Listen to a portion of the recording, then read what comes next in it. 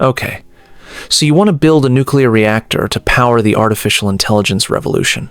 Buy a few hundred acres of land, construct a pair of massive concrete cooling towers, load the core with enriched uranium, and sell gigawatts of clean electricity directly to tech giants who are practically begging to burn cash. Sounds like a bulletproof license to print money, right? You are essentially splitting atoms to generate uninterrupted power for the most lucrative technology in human history. But here's the strange part.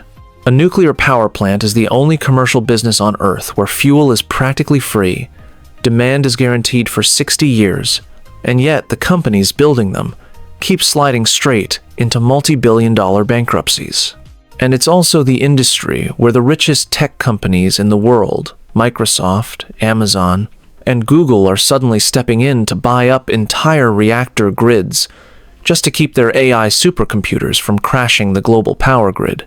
Anyway, by the end of this video, you'll know exactly how tech giants are turning century-old nuclear technology into AI cash engines, how the bizarre unit economics of atomic power actually work on the inside, why building a reactor is the single most terrifying financial gamble in corporate history, and why a nuclear plant isn't really an energy company at all. It's a massive real estate hedge wrapped in physics.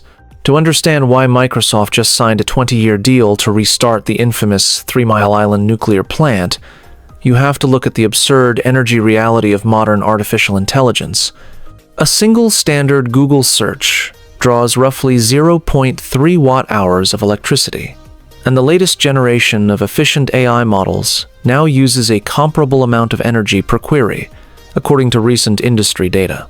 But multiply that across hundreds of millions of daily queries, continuous training runs for multi-trillion parameter models, and vast clusters of power-hungry GPUs, and you hit an immediate brick wall. The global power grid was simply never built for this. A modern AI data center cluster requires upwards of 1 gigawatt of continuous electricity, enough power to light up roughly 750,000 homes simultaneously. Now, if you're a hyperscaler like Amazon or Microsoft, you can't just slap solar panels on the roof and call it a day. Solar power drops off at dusk, wind turbines freeze or stall during bad weather, and AI training runs cannot be paused without losing millions of dollars in compute state. Coal is politically dead, and natural gas subjects you to volatile commodity price spikes while wrecking your corporate carbon-neutral promises. That leaves only one option on the periodic table, capable of producing continuous, zero-emission baseload electricity at scale: nuclear energy. Let's break down the actual unit economics of nuclear power, because the financial machinery behind it is unlike any other utility on Earth. When you operate a traditional fossil fuel plant, like natural gas, roughly 70 to 80% of your total lifetime operating costs go directly toward buying the fuel itself. If gas prices spike, your profit margin gets incinerated overnight. Nuclear energy flips that math entirely upside down. Inside a commercial reactor, the fuel, specifically enriched uranium oxide pellets, accounts for only 10 to 15% of your total generating cost. A single uranium pellet, roughly the size of a pencil eraser, contains the energy equivalent of 3 barrels of oil, 1 ton of coal, or 17,000 cubic feet of natural gas. Because the fuel density is so mind-bogglingly high, the marginal cost to produce one single additional megawatt-hour of nuclear electricity rounds down to almost nothing. Once the reactor is running, it generates power at roughly $20 to $30 per megawatt-hour in operating expenses. In a pure operational vacuum, that makes nuclear power one of the highest margin energy sources in human history. So why aren't investors building nuclear plants on every street corner? This brings us to the ultimate financial trap of atomic energy: overnight capital cost and interest rate exposure. A nuclear power plant isn't expensive to run. It is astronomically, violently expensive to build. Constructing a modern 2-reactor plant in the Western world requires anywhere from $15 billion to $30 billion in upfront capital before a single watt of electricity is ever sold to the grid. Over 70% of the total lifetime cost of a nuclear facility is locked in during the construction phase. Think about what that means for a developer.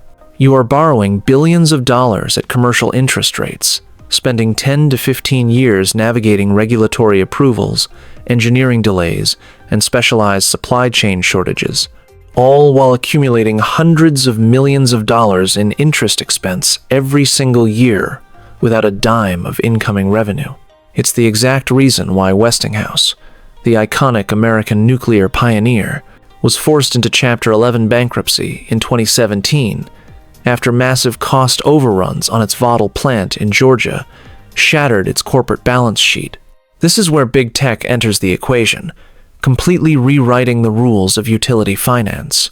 In traditional energy markets, a nuclear operator builds a plant and sells electricity to the public grid at fluctuating wholesale market prices. If natural gas gets cheap or solar floods the market during peak afternoon hours, wholesale electricity prices can crash to zero or even go negative, leaving the nuclear plant unable to service its debt. But AI hyperscalers don't care about wholesale spot prices. They care about guaranteed capacity. When Amazon spent $650 million to purchase a data center campus directly connected to the Susquehanna nuclear power station in Pennsylvania, they weren't just buying land. They were buying a direct line, a behind-the-meter power purchase agreement. Instead of dumping power onto the public grid, the nuclear plant routes its electricity straight into Amazon's AI server racks next door. The tech giant pays a massive premium above wholesale rates, guaranteeing the nuclear operator a fixed, high-margin revenue stream for 20 or 30 years. By locking in long-term corporate power purchase agreements, tech companies effectively insulate nuclear operators from market volatility. They provide the balance sheet strength required to absorb upfront capital costs, fund life extension overhauls for legacy plants, and underwrite the next generation of nuclear technology. And that next generation is where the money flows into what the industry calls Small Modular Reactors, or SMRs. Traditional reactors are massive, custom-built civil engineering mega-projects that take over a decade to construct on-site. SMRs flipped this model by building standardized, factory-manufactured reactor modules that can be shipped by truck or rail and assembled on location like high-tech Lego bricks. Instead of spending $20 billion on a single multi-gigawatt station, a company can deploy a 300 megawatt SMR for a fraction of the cost in just 3 to 4 years. This brings us to the psychology of the modern nuclear gold rush. For decades, traditional utilities treated nuclear plants as risky, low-growth liabilities that were one political shift or regulatory delay away from becoming stranded assets. But to an AI giant sitting on hundreds of billions in cash, electricity is no longer just an operational expense. It is the core bottleneck to revenue. If Microsoft can't secure a gigawatt of clean power, it can't train its next-generation models, and its competitors win the AI race. Paying a 50% premium for dedicated nuclear power isn't a bad trade. It's a cheap insurance policy for multi-trillion-dollar dominance. Yet, despite this flood of Silicon Valley capital, the nuclear model still carries structural risks that can shatter a project. Public regulatory pushback remains intense. Local grid operators often fight behind-the-meter deals that pull huge blocks of clean energy off the public grid, and supply chain bottlenecks for high-assay, low-enriched uranium. The specialized fuel required by many advanced SMR designs are currently dominated by foreign state monopolies. A failure in any single link of this chain can freeze billions of dollars in active capital overnight. Run the numbers on both sides of this industry, and the contrast is stark. A traditional utility attempting to build a legacy gigawatt reactor purely for wholesale grid sales operates on razor-thin net margins, exposed to brutal construction overruns and market pricing crashes.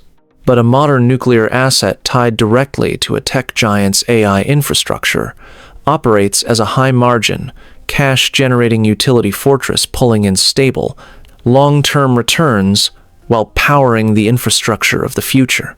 So, the next time you hear about a tech company spending hundreds of millions of dollars to acquire an old power plant, remember what's actually happening. They aren't just buying electricity.